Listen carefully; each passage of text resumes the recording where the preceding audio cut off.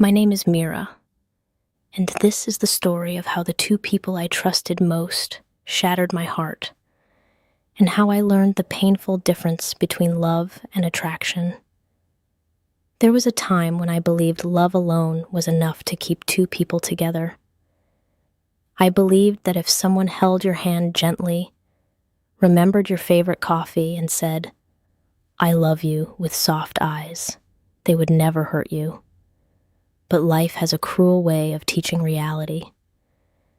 I met Arav during my second year of college.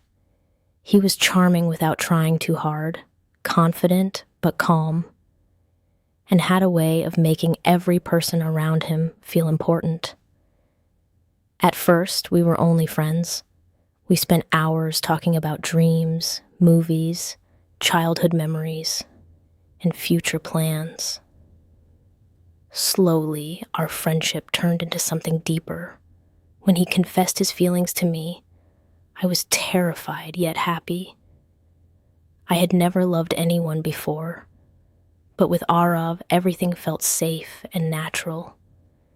He treated me with care, waited for me after lectures, and constantly reminded me that I mattered to him. I truly believed he loved me. And standing beside me through all those moments was my best friend, Naina. Naina was not just a friend to me, she was family.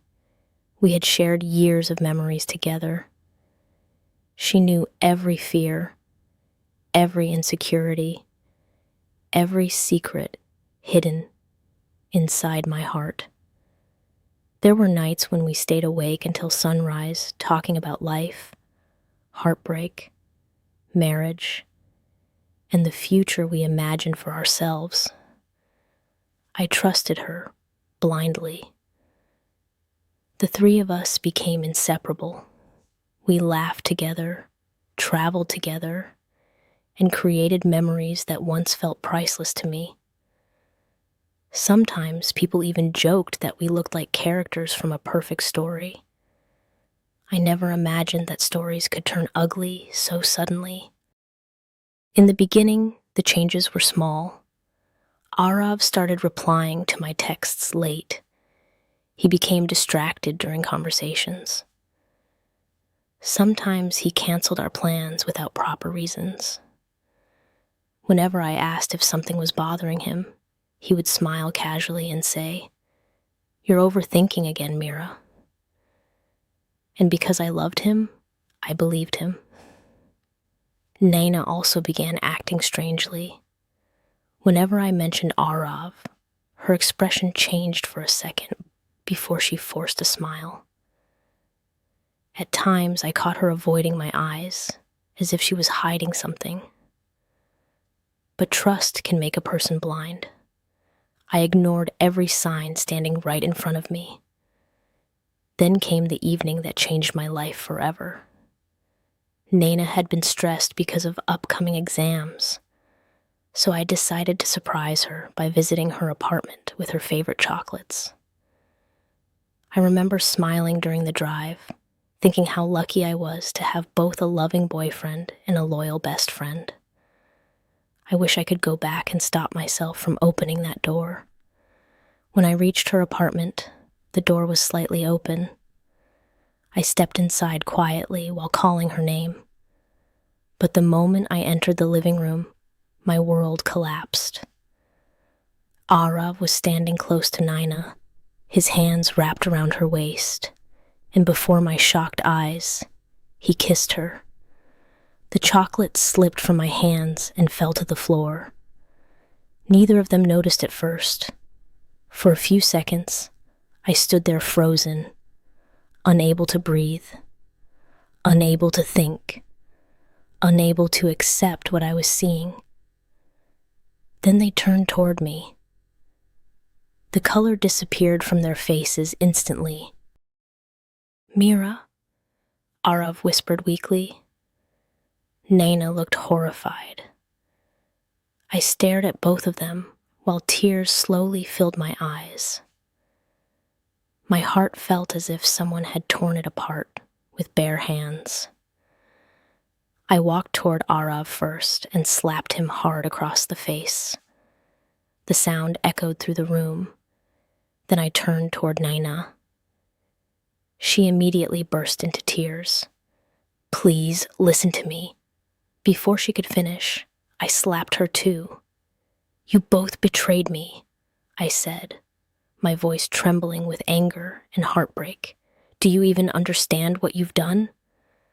Arav tried to step closer. "Mira, I'm sorry. I never wanted to hurt you." I laughed bitterly through my tears. "People don't betray someone by accident," I said sharply. "Betrayal is a choice. If you truly loved me, you would never have betrayed me." He lowered his eyes in shame. And then I turned toward Naina, the girl I once trusted more than myself. "How could you do this to your own friend?" I whispered painfully. "You knew everything about me. You knew how deeply I loved him." She could not even look at me. "Remember this carefully, Naina.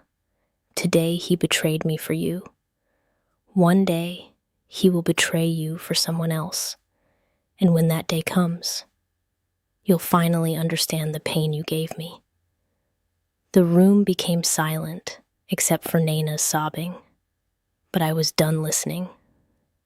I walked out of that apartment with tears streaming down my face and pain burning inside my chest. The following months were unbearable. I cried myself to sleep countless nights. I replayed every memory in my mind, questioning whether any of it had been real. I blamed myself constantly, but heartbreak teaches lessons that comfort never can. Slowly, I realized their betrayal had nothing to do with my worth. Some people simply do not understand the meaning of genuine love. They confuse temporary attraction with deep emotional commitment. They chase excitement without thinking about the damage they leave behind. Real love is not selfish. Real love protects. Real love remains loyal even when temptation appears. Attraction fades quickly, but true love carries responsibility, honesty, and respect. After that incident, I completely cut both of them out of my life. Healing was difficult, but distance saved me. I started focusing on myself again. Slowly, the broken pieces inside me began healing. A year later, I unexpectedly met Naina at a bookstore. She looked exhausted and emotionally drained. The confident girl I once knew was gone. The moment she saw me, tears filled her eyes. "You were right," she whispered painfully. I stayed silent. "He cheated on me," she admitted, "with another girl from his office." For a moment, I simply looked at her quietly, not with satisfaction, not with hatred, only sadness, because pain has a strange way of making people understand truths they once ignored. "I lost everything," she cried softly. I finally spoke calmly. "When someone betrays another person for you, never believe you're special," I said. "One day, they'll betray you too."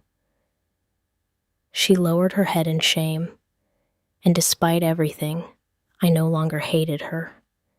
Carrying hatred only keeps wounds alive. Before leaving, I said one final thing. Never confuse attraction with love again, because your confusion can destroy someone innocent.